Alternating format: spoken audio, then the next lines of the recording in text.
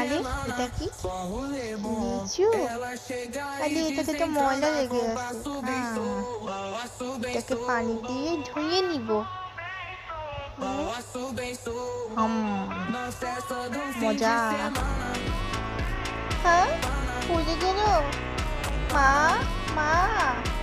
হ্যাঁ, baby, baby, কি হয়েছে? কান্না করতেছো কেন? মা, মা, আমার লিচুটা পড়ে গেছে। হ্যাঁ, দেখি। আইডিয়া। প্রথমে মাটি খুঁড়ে নিব, তারপর এখানে লিচুটা দিয়ে দিব, দিয়ে মাটি চাপা দিয়ে পানি দিয়ে দিব। এরপর অপেক্ষা করবো গাছ অবধি। চলো বাবু।